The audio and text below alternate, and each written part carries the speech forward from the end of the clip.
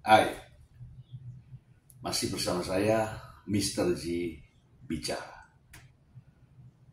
Tentu saja bicara tentang kebenaran berdasarkan fakta, data, dan realita.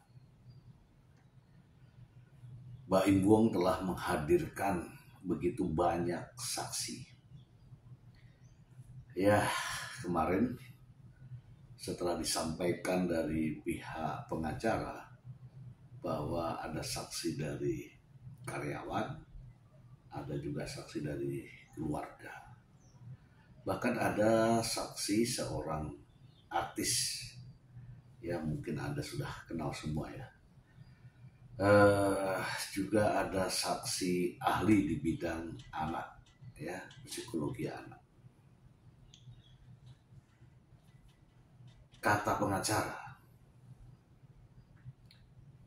telah terjadi sesuatu yang sangat luar biasa di satu tempat yang sangat eksklusif. Penjelasan itu menurut pendapat saya hiperbola. Persoalan yang dibesar-besarkan. Selain itu, sang pengacara juga menyebut bahwa Tengku Zaki sebagai saksi gembok. Yang katanya saksi gembok itu di atas saksi kunci. Namun anehnya, ketika Tengku Zaki masuk ke ruang sidang, hakim hanya bertanya 2 pertanyaan. Dan hanya berlangsung selama 15 menit. Apakah itu saksi gembok? Atau sekedar candaan? Atau sekedar mengolah kata agar ramai di media? Saya tidak tahu dan mungkin tidak perlu dibahas lagi. Dan masih ada saksi-saksi lain, ahli lain yang akan dihadirkan oleh pihak Baim. Saya sudah bisa menerka bahwa itu saksi ahli yang berkaitan dengan psikologi anak. Tidak ada relevansinya dengan persoalan perselingkuhan yang dituduhkan pada Paula Verhoeven. Oke, mungkin mereka sekarang sedang tertawa bangga ya dengan begitu banyaknya saksi. Namun jangan lupa, Paula Verhoeven juga memiliki saksi.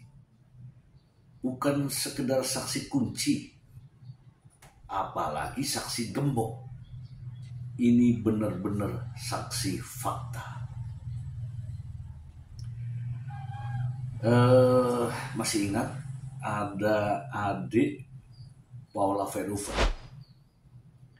yang juga sebagai karyawan di Tiger Wong Entertainment. Dia adalah Michael Verhoeven. Sejak tahun 2019, adik Paula ini juga ada di lingkungan mereka. Ada di lingkungan keluarga Baim Wong dan Paula. Bahkan dialah yang mengurus anak-anak dari Baim Wong dan Paula Verhoeven. Tentu saja dia tahu banyak tentang sikap dan perilaku serta karakter Baim Wong. Jelas Paula Verhoeven akan menceritakan semua persoalan rumah tangganya kepada adiknya. Karena kita tahu ya, Paula Verhoeven bertiga bersaudara itu perempuan semua dan semuanya akrab. Tidak mungkin ada satu yang terlewatkan terkait dengan apa yang terjadi dalam rumah tangga mereka. Dan jangan lupa, ada Eddie Van Hooven, ayah dari Paula Verhoeven. Masih ada dan bisa menjadi saksi. Ada juga ibunya Paula Verhoeven, yaitu Herlina T. Van Hoven, juga bisa menjadi saksi. Justru saksi-saksi inilah yang akan memberikan dukungan fakta, bukan rekayasa, kepada Paula Verhoeven. Ya, kita mengenal yang namanya saksi fakta, saksi mahkota, saksi ahli, ya kan? Ada saksi yang menguntungkan, ada juga saksi yang memberatkan. Kita membahas di sini adalah saksi yang menguntungkan, atau dalam istilah hukum adecat. Kenapa saya katakan saksi yang menguntungkan? Jelas ketika Paula Verhoeven sedang menghadapi persoalan rumah tangga, pasti akan curhat kepada adiknya atau curhat kepada ibunya. Dalam konferensi pers yang lalu, Mbak Imbong menyebut telah menafkahi orang tua Paula. Kaitan inilah yang membawa orang tua Paula Verhoeven bisa menjadi saksi. Ya, kalau saya, pasti saksi inilah yang akan didengarkan oleh para hakim. Orang tuanya. Saksi yang menguntungkan adalah adik dari Paula Verhoeven yang sejak tahun 2019, ya kalau nggak salah ingat kan, dia sudah bekerja di sana. Bahkan ketika itu mungkin masih pengantin baru ya, yaitu Mikhail Verhoeven. Dia adalah seorang sarjana S1 bidang manajemen dan pelayanan publik. Tentunya memiliki bekal pengetahuan yang cukup untuk bersaksi di pengadilan. Apa-apa yang terjadi akan ditanyakan oleh hakim. Dan secara real ya, nyata, fakta, Mikhail Verhoeven ini tahu semuanya kecuali hal-hal yang bersifat privat. Demikian juga si Chelsea ya. Chelsea itu juga adik dari Paula Verhoeven. Dia adalah seorang sarjana sains ya, di bidang gizi yang pernah bekerja di presenter di Net TV. Tentu saja akan menjadi saksi yang menguntungkan bagi Paula Verhoeven. Karena tahu persis bagaimana sikap dan perilaku kakaknya. Apakah kakaknya memang doyan selingkuh? Ya, inilah nanti yang akan dibuktikan.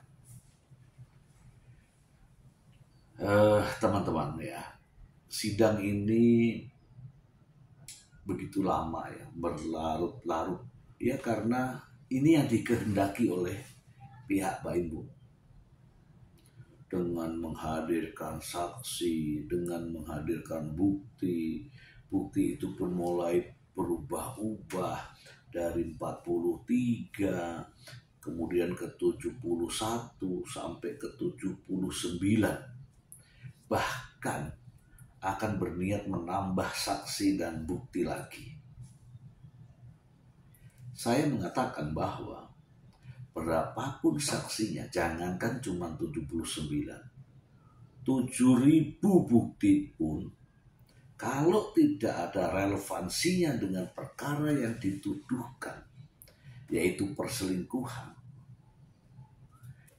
tak ada gunanya. Oke, Anda mungkin juga heran ya. Mungkin saya juga bertanya-tanya. Sang pengacara mengatakan nanti kita akan datangkan ahli sebanyak 3 orang. Tapi yang muncul si ahli itu psikolog anak. Untuk apa? Ya saya tahu, untuk meyakinkan hakim bahwa anak Mbak Imbong dan Paula Verhoeven berharap jatuh ke Mbak Imbong. Makanya menghadirkan psikolog. Siapapun yang menghadirkan psikolog untuk persidangan, pasti dialah yang membayar. Dan saya yakin ahli itu pasti membela Mbak Imbong, karena yang menghadirkan adalah Mbak Imbong. Tapi anehnya itu bukan saksi tentang perselingkuhan. Itu bukan ahli tentang perselingkuhan. Seharusnya ahli yang dihadirkan adalah ahli di bidangnya, di bidang perselingkuhan. Karena persoalan yang sedang bergulir sekarang ini adalah masalah perselingkuhan. Kalau saya berharap kepada Paula Verhoeven juga menghadirkan ahli psikolog bukan anak, tapi psikolog orang dewasa yang akan menceritakan tentang karakter Mbak Imbong. Ya kan? Di berbagai media kita membaca bahwa Mbak Imbong berpotensi mengidap NPD, Narcissistic Personality Disorder. Artinya apa? Psikolog inilah yang akan menjelaskan bahwa Mbak Imbong ternyata memang benar-benar idap NPD. Itu mantap ini pesan untuk Paula ya. Kalau benar-benar bahwa Mbak Imbong mengidap NPD, wah bahaya. Tidak layak mendapatkan hak asuh anak. Tahu nggak? Ya kemarin kita sudah bahas ya. Salah satu ciri orang-orang NPD adalah suka disanjung. Masa bodoh dengan orang lain, yang penting gue, itu namanya NPD. Kemudian ciri yang kedua adalah tidak memiliki rasa empati dan simpati. Ini nyata, ini sudah dijelaskan. Faktanya dia sekarang ini tidak merasa memiliki empati, simpati, cinta, kasih sayang terhadap mantan istrinya. Tidak memiliki. Ya kalau saya jadi Mbak Imbong, kalau saya tidak mengidap NPD, masihlah ada rasa-rasa sayang, rasa cinta, empati, simpati. Ini tidak dimiliki oleh Mbak Imbong. Artinya, Mbak Imbong ada gejala. Ya kita nggak tahu, yang tahu psikolog. Faktanya Mbak Imbok tak ada rasa empati dan simpati kepada mantan istrinya. Buktinya sidang cerai aja bawa bukti sampai wow 79. Ini yang paling gede sepanjang persoalan cerai, melebihi kasus-kasus besar yang ada di Indonesia. Artinya apa? Ingin banget sekali menjatuhkan mantan istrinya. Ingin menggebu-gebu, bernafsu menjatuhkan Paula Verhoeven. Padahal, tahu nggak? Pasti semua teman tahu. Paula Verhoeven adalah ibu dari kedua anaknya yang mau direbut ini. Ngeri nggak? Ya. Mungkin teman-teman juga berpikir kan sekarang, kok ada ya seorang mantan suami yang nekat banget pengen jatuhin istrinya. Pengen jatuhin mantannya. Ya saya juga baru tahu. Dan dari sinilah persoalannya ini, sehingga kita, saya, aku, kamu, dan kita semua mengetahui sikap dan karakter seseorang. Akhirnya juga kita mengetahui seseorang yang mengidap gejala NPD. Paula Verhoeven saya yakin tahu betul sikap dan karakter mantan suaminya. Dan ini juga disampaikan kepada iparnya kepada iparnya Mbak Imbong, ya, ada tadi Chelsea, ada tadi Mikhail, dan juga Paula pasti akan menyampaikan ke orang tuanya bahwa suamiku tuh sukanya disanjung-sanjung, bahwa suamiku tuh sukanya dibangga-banggakan. Tapi ingat ya teman-teman ya, bahwa orang-orang yang terdeteksi mengidap NPD itu orang itu nggak sadar. Namun orang lain bisa melihat, oh orang ini bisa disanjung-sanjung, orang ini dibanggakan, orang ini senang dinomor satukan. Nah itulah orang-orang yang mengidap NPD. Seperti saya sudah jelaskan kemarin ya, ini NPD ini orang yang baik sebenarnya, tapi kebaikannya itu harus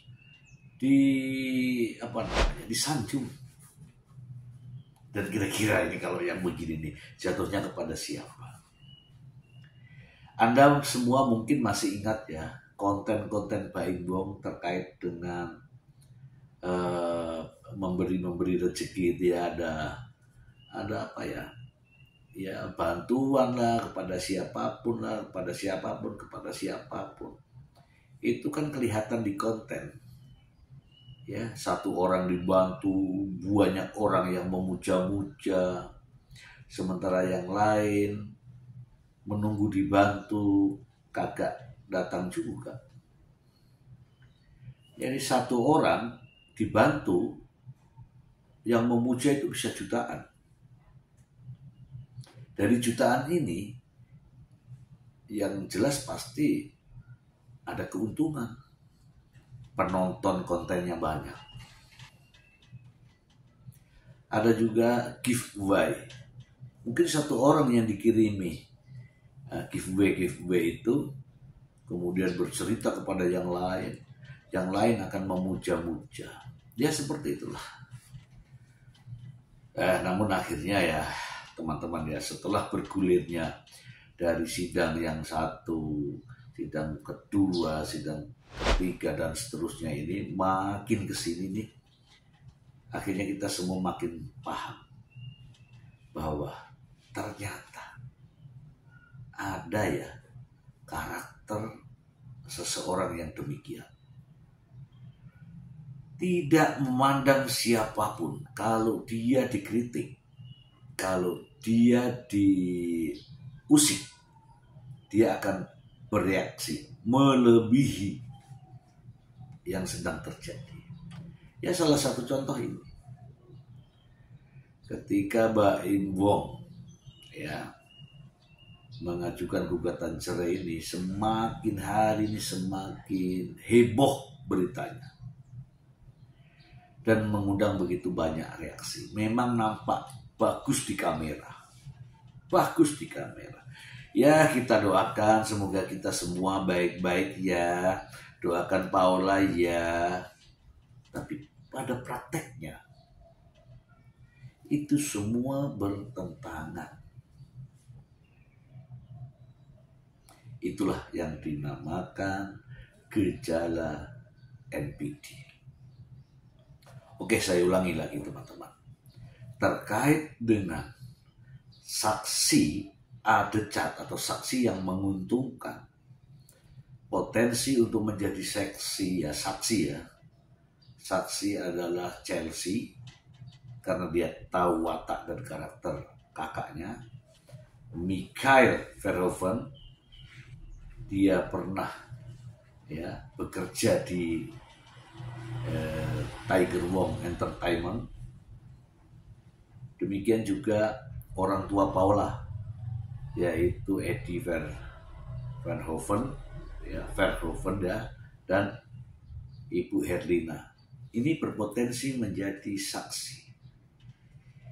Dan juga seperti yang saya sudah ucapkan tadi di depan, Paula Verhoeven bisa mengundang atau menghadirkan ahli di bidang psikolog yang bukan tentang psikologi Paula, tetapi menjelaskan tentang psikologi ciri-ciri orang yang ngidap NPD. Semua psikolog tahu itu. Kamu percaya nggak kalau Baim Wong mengidap NPD? Ciri-cirinya sudah ada. Oke, itu aja ulasan hari ini. Semoga bermanfaat untuk kita semua. Terima kasih.